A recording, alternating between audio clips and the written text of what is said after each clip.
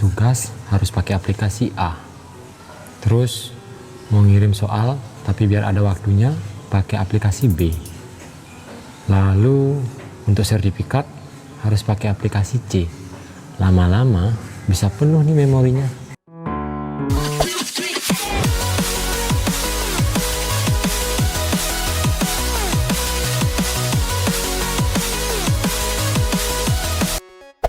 Selamat datang di Kopi Teh YouTube channel bersama saya Dewa Yuda.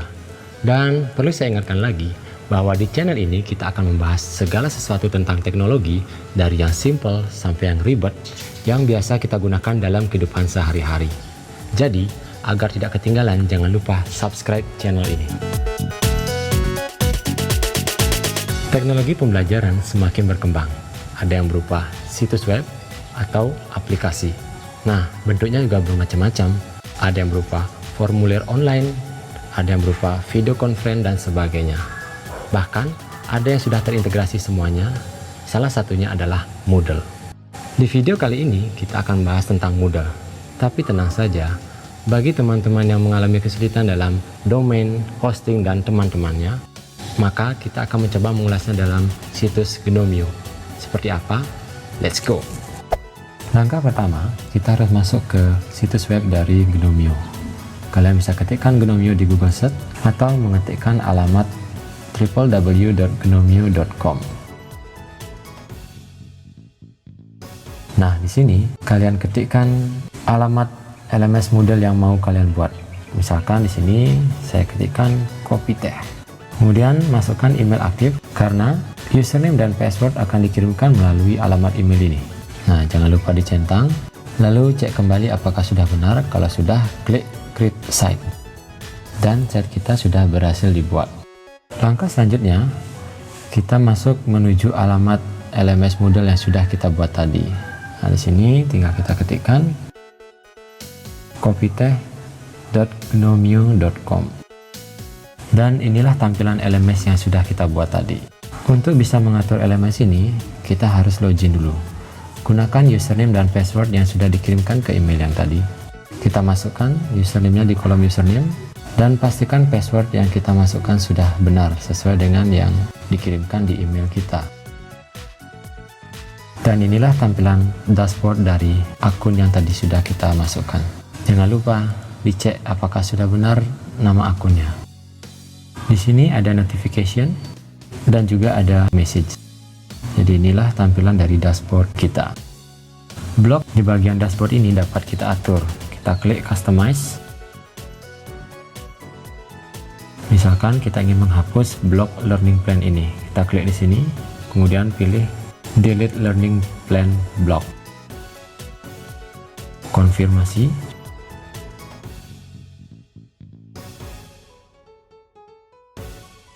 Blok yang tadi sudah hilang. Sekarang bagaimana cara menambahkan? Kita klik add a block, kemudian kita pilih blok mana yang ingin kita tambahkan. Kita coba dulu yang tadi ya, learning plan. Maka akan muncul di sana.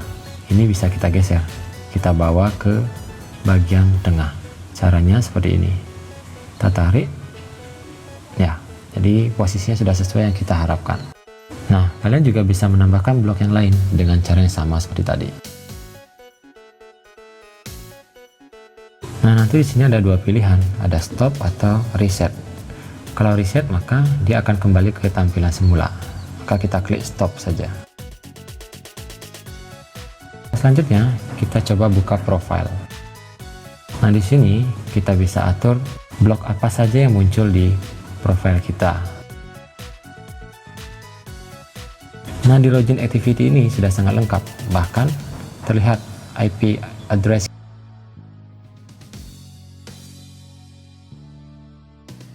Nah, kemudian kita bisa edit profile kita.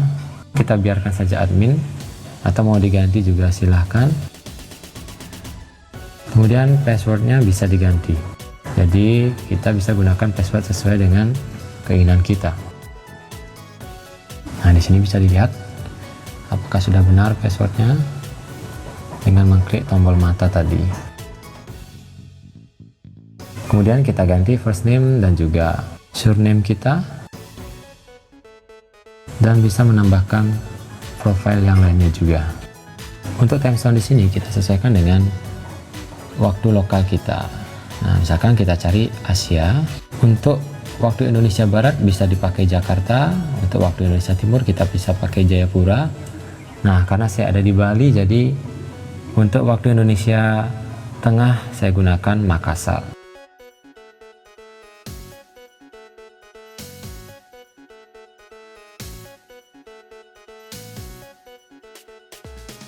Nah, sekarang bagaimana cara untuk menambahkan foto?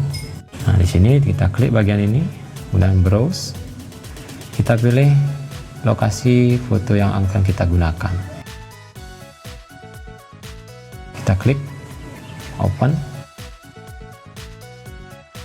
Nah, kemudian kita upload this file. Nah, jika sudah muncul di sini, maka gambar yang kita upload sudah masuk. Tinggal kita klik update profile.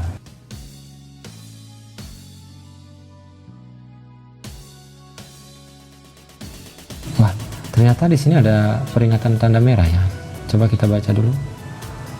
Oke, ternyata di sana passwordnya salah. Jadi password yang diinginkan di sini harus menggunakan variasi huruf besar, huruf kecil, dan juga angka serta karakter lain selain angka dan juga huruf.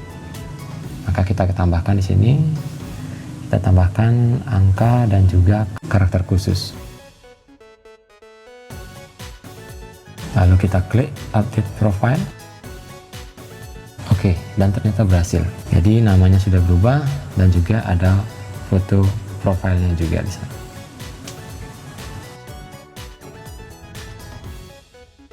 Nah, selanjutnya kita masuk ke bagian grid. Nah, karena di sini saya belum masuk ke pelajaran tertentu, maka bagian grid ini tidak akan muncul apa-apa. Kemudian bagian message ini sama dengan shortcut yang tadi. Lalu kita juga bisa atur di preference ini. Ada tentang user account, ada roles, ada blocks juga. Silahkan bisa diatur sesuai dengan keinginan.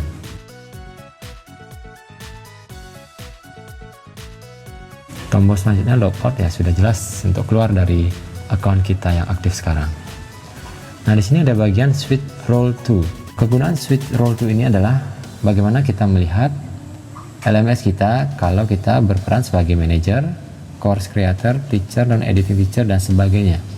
Jadi kita bisa lihat bagaimana ketika siswa kita melihat LMS ini atau bagaimana ketika ada tamu yang melihat LMS ini. Nah, ini adalah tampilan tamu. Jadi inilah yang bisa dilihat oleh tamu yang mengunjungi LMS kita. Nah, selanjutnya kita masuk ke tab Site Home. Nah, Site Home ini adalah tampilan awal ketika kita ataupun orang lain membuka LMS ini. Nah, jangan lupa untuk mengembalikan role-nya menjadi normal kembali.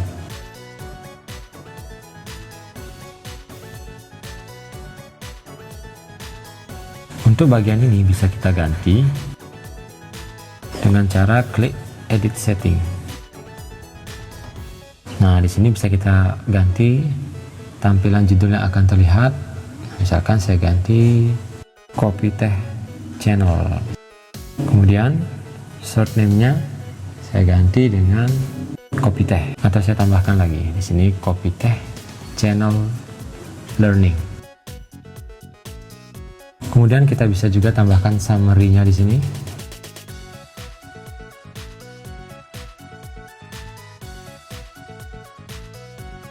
Nah, bagian atas ini akan muncul ketika orang membuka LMS kita. Sedangkan yang di bawah ini adalah kalau orang tersebut sudah login. Jadi apa saja akan terlihat di sini. Silahkan diatur sesuai dengan keinginan. Kalau saya sih untuk yang umum ya cuman tampilannya sedikit saja. Kalau yang sudah login baru kita berikan informasi yang lebih lengkap.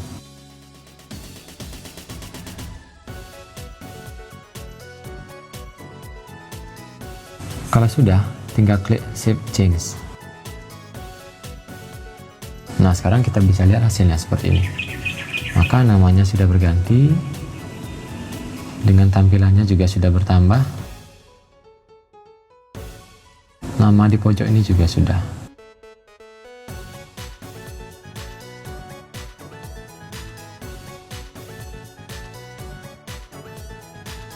Di bagian ini juga kita bisa tambahkan bloknya.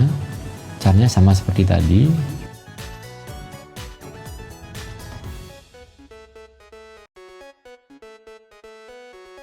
Untuk mengubah tampilan bagian tengah, tinggal kita klik bagian ini.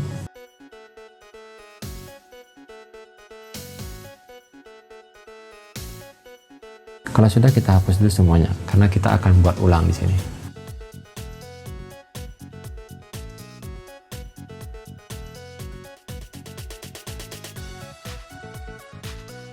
Di sini bisa kita tambahkan gambar, kemudian klik browse. Kita bisa tambahkan gambar yang kita inginkan, upload this file. Sama seperti dengan ketika kita menambahkan foto profile tadi.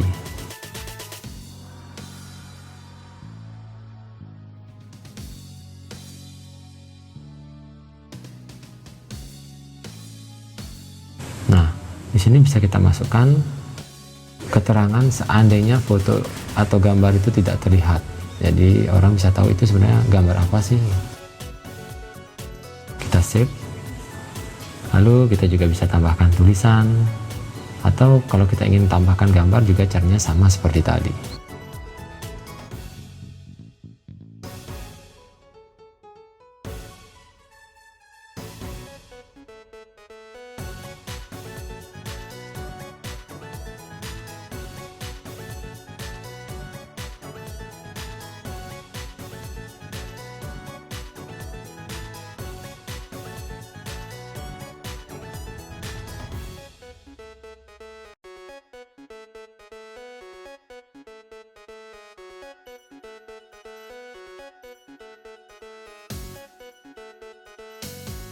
Nah, untuk menggunakan gambar yang sudah tersimpan sebelumnya, kita pilih recent file, lalu kita pilih gambar yang ingin kita gunakan di sini.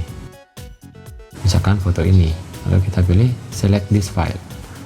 Kemudian pengaturannya sama seperti gambar yang pertama tadi.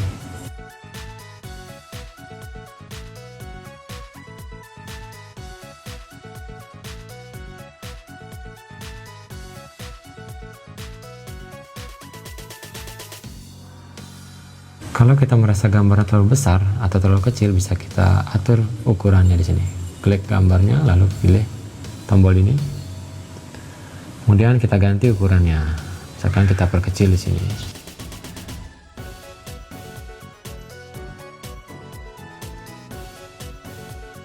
Kita klik Save Change. Maka inilah tampilan depannya. Nanti kalian juga bisa berkreasi sesuai dengan apa yang kalian inginkan. Kemudian di menu kalender kita bisa klik. Nah, nanti di sini akan tampil event apa saja yang ada di tanggal-tanggal tertentu. Nah, karena di sini masih baru ya masih kosong. Kita bisa tambahkan di sini. Misalkan kita ingin tambahkan kegiatan atau event upacara HUT kemerdekaan RI. Kemudian kita bisa atur di sini tanggalnya. Kita pilih bulan Agustus tanggal 17. Waktunya kita ambil misalkan jam 7 pagi. Nah, di bagian ini adalah tipe dari event ini. Kita bisa pakai user untuk kategori tertentu, atau juga event dari situs ini. Silahkan bisa dipilih sesuai dengan keinginan. Lalu kita juga bisa berikan deskripsinya di sini.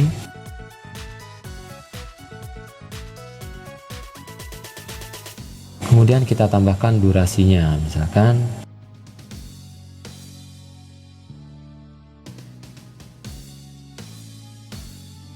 kita pakai durasinya dalam menit, 60 menit. Nah, di bagian ini kita bisa klik jika kita ingin mengulangi event itu.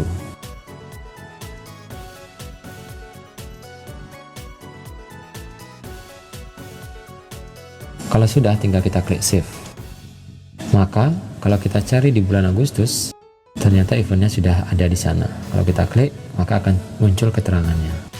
Jadi nanti di kalender ini juga akan muncul beberapa event, misalkan ada tes atau kegiatan apapun yang kita rancang dalam LMS ini. Jadi anak-anak bisa melihat di kalender ini event-event apa saja yang bisa muncul di sini. Misalkan kita ingin menyembunyikan global event atau kategori dan sebagainya. Kemudian yang terakhir adalah private files.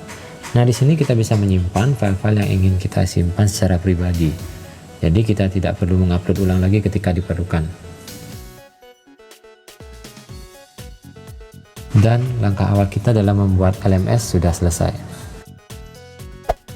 Oke, seperti itu langkah awal dalam merancang LMS Moodle. Bagaimana? Mudah bukan? Bahkan tidak ada memori penyimpanan yang terpakai di sana. Kita hanya tinggal mendaftar dan mengisi kontennya. Jika ada pertanyaan, silahkan kalian berikan di kolom komentar di bawah ini. Dan jangan lupa share video ini agar bisa bermanfaat untuk orang lain. Terima kasih.